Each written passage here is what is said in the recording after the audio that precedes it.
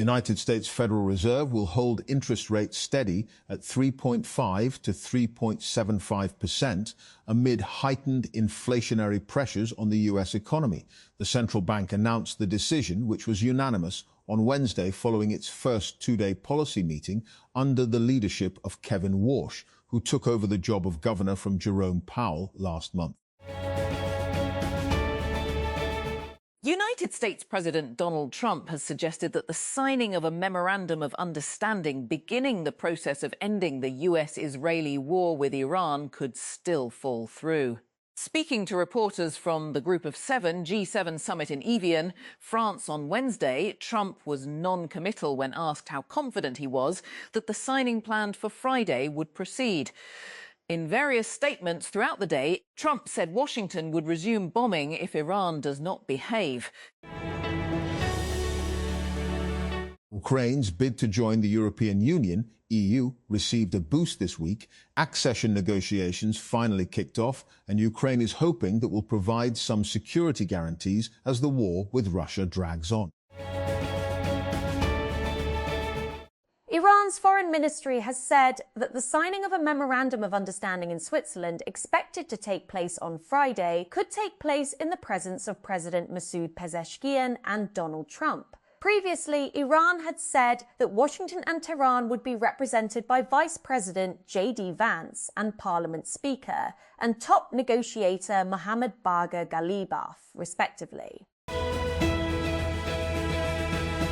For years, social media giants controlled what users saw in their feeds. While people could follow accounts, like posts or hide content they didn't enjoy, recommendation algorithms controlled what was shown to them. Now, social platforms are handing over some of their power by allowing users to personalize their algorithms with the help of AI.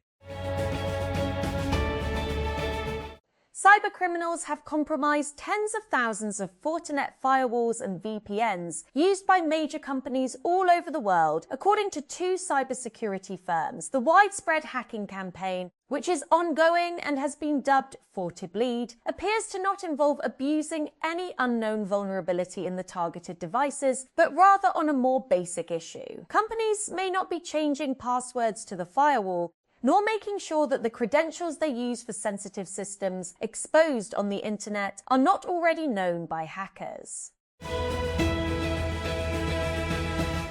Anthropic is joining Frontier, the carbon removal collective, contributing to a new $915 million tranche of funding and marking its arrival as the first AI startup to join the group. The new funding nearly doubles pledges to Frontier, bringing the total to $1.8 billion.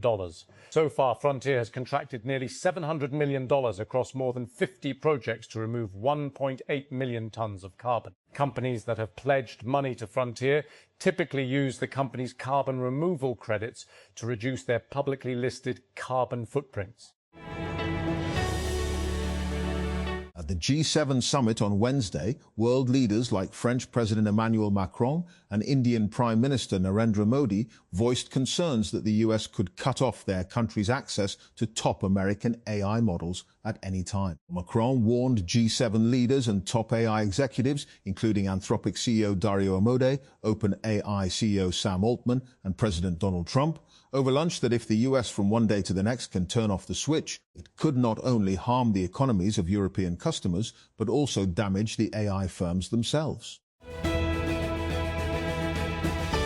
Authorities have sealed a well-known fast food outlet, Redapple, operating inside F6 Markaz, Islamabad, over allegations of issuing unverified sales tax receipts. According to initial reports, the action was taken after concerns were raised regarding the alleged issuance of non-authenticated or improper tax invoices. Tax enforcement teams later intervened and sealed the premises. Chackwell. The post-mortem report of 9-year-old Hania Ahmed, an Australian national who was killed in a shootout in Chackwell on Wednesday night, has confirmed that she sustained multiple gunshot wounds. Adil Ahmed, 39, his wife, Dr. Sidra Khan, their daughter Hania Ahmed, 9, and son Afan Ahmed, 10, were shot at during a robbery when CCD personnel opened fire on their vehicle, mistaking it for that of robbers. As a result, Hania died on the spot, while Adil and Afan were critically injured. Dr. Khan remained unhurt. vital Strait of Hormuz shipping lane is expected to reopen on Friday after nearly 4 months following the signing of a US-Iran agreement to end the Middle East war. AFP examines how the reopening could work and why a return to normal is likely to take time.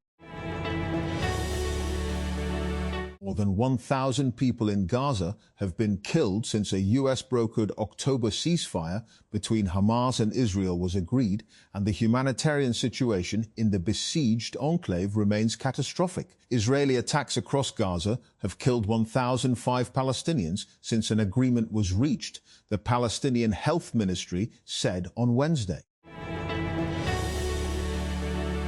Luigi Mangione, the man suspected of fatally shooting United Healthcare CEO Brian Thompson in New York City, will argue a psychiatric defense during his trial. Judge Gregory Caro said on Wednesday that Mangione's lawyers informed him that they will assert that their client was in a state of extreme emotional disturbance when he allegedly carried out the shooting in December 2024. Mastodon, the open, decentralized alternative to big tech apps like X and Threads, is betting that email could help solve the open social web's biggest problem: audience growth. With the software's latest release, the social networking platform is introducing email newsletters, a feature that will allow writers to send their posts directly to subscribers' inboxes, even if those subscribers don't have or want a Mastodon account. Odyssey, a world model AI startup founded by self-driving vehicle pioneers CEO Oliver Cameron and CTO Jeff Hawke, has raised a $310 million Series B round at a 145B valuation led by Natural Capital, with Amazon, AMD Ventures, GV and others participating. World models are the next big thing in AI beyond text and chat-based large language models. They gather data from the physical world and simulate it with accurate physics. In Odyssey's case, it has mimicked how Google Earth gathered data. The startup sent people out with cameras strapped to their backs. Google drives camera-equipped cars around. The Pakistan Telecommunication Authority, PTA, has advised citizens to ensure that SIM cards registered under deceased persons are either transferred to eligible legal heirs or blocked through the official change of ownership procedure. The authority said the step is necessary to prevent misuse of mobile connections and to maintain lawful use of telecom services. Health workers battling an Ebola outbreak in Eastern Democratic Republic of Congo lack the personnel to identify suspected cases, the ambulances to transport them, and even the construction materials to build isolation wards, officials and aid workers told Reuters. A month after the World Health Organization, WHO, declared an international emergency, the outbreak of the rare Bundibugyo strain has grown to more than 800 confirmed cases, with warnings mounting that it could become the worst on record, surpassing the 2014-16 West Africa epidemic that killed more than 11,000 people. Washington. The US-Iran agreement has placed Israeli Prime Minister Benjamin Netanyahu in one of the most difficult political positions of his career, leaving him squeezed between Washington, Tehran, domestic critics, and an approaching election. For decades, Netanyahu built his political identity around three interconnected themes: his ability to influence United States policy, his determination to confront Iran, and his reputation as Israel's ultimate guarantor of security. The emerging agreement has now raised questions about all three. Islamabad.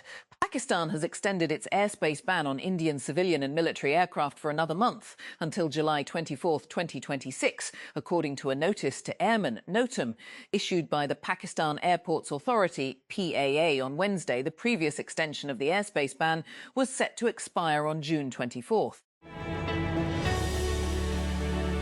Authorities in Eastern Democratic Republic of Congo are searching for a 6-year-old Ebola patient and her mother after armed men stormed the hospital where they were being treated. The child was taken from Wanamahika Hospital in the city of Butembo by very angry men with knives, local health official Dr. Lebambo Maboko Gaston said in a statement. Rex Heuermann, known as the Gilgo Beach serial killer, who admitted to brutally murdering 8 women, received the maximum sentence on Wednesday. He will serve 3 life sentences for first-degree murder, plus 25 years to life on 4 second-degree murder charges, all running consecutively. 3 Iranian tankers loaded with crude oil have passed the US blockade line in the Gulf of Oman. Ship tracking data shows 2 were broadcasting their locations as they crossed, and a third appeared to switch on its location tracker just past the line. The deadly Ebola virus outbreak in Eastern Africa could be the worst ever in history. The Director General of Africa's Centres for Disease Control and Prevention, Jean Kaseya, has warned. Kaseya sounded the alarm on Tuesday during a virtual meeting of African heads of state and international donors in Burundi. United States President Donald Trump has delayed the confirmation of his nominee for Director of National Intelligence, DNI, while calling for lawmakers to pass legislation on surveillance and voter identification requirements. Trump made the announcement in a Truth Social post on Wednesday, saying he planned to keep acting DNI Bill Pulte in the role and postpone the confirmation of his nominee, Jay Clayton. PayPal Ventures is no more. 5 sources told Fortune that the corporate venture arm, which was founded in 2016, would be winding down operations. A company spokesperson confirmed the news to TechCrunch, albeit with a nuanced statement. After years of incremental updates, Google is betting that its Gemini AI can reinvent its smart speaker. On Wednesday, the company introduced its first audio device built specifically for Gemini with the $99.99 Google Home speaker. The new Google Home device is the first standalone smart speaker from the tech giant since the Nest Audio in September 2020. That older device arrived at a time when smart speakers were thought of largely as handy controllers for your smart home and music playing systems. They lacked the smarts of today's AI chatbots, as commands often had to be phrased correctly to get things to work. Stanford graduates Jenny Duan and Abhinav Agarwal want to solve 2 hard problems: create a good-looking wearable and measure hormones to help women understand their health better. The pair is building a startup called Claire Health to track inflammation and bloating markers, energy levels, and cycle phase classification to give insights into cycle irregularities and perimenopause, as well as hormonal fluctuations and how to navigate those changes. Despite the fact that AI increasingly dominates our economy, it's hot IPO summer and we're all just along for the ride. Most Americans are not particularly optimistic about the technology's long-term impact on the country. A new study from Pew Research reveals, in fact, although a whole lot of Americans increasingly use AI in their daily lives, most of them have neutral to negative views about it, the research reveals. Punjab's flagship health programs, launched under Punjab Chief Minister Mariam Nawaz's administration, received no substantive funding in the provincial budget for fiscal year 2026-27, according to budget documents. 24 News has claimed. According to 24 News, the documents show that no regular allocations have been proposed for several CM special health initiatives, despite their combined estimated financial requirement of around $27.847 billion. Petroleum Minister Ali Pervez Malik has indicated that good news regarding a reduction in petroleum product prices is expected soon. Speaking to Geo News, he said the public has already faced significant hardship due to the Iran-US conflict, which pushed fuel prices higher and impacted household budgets.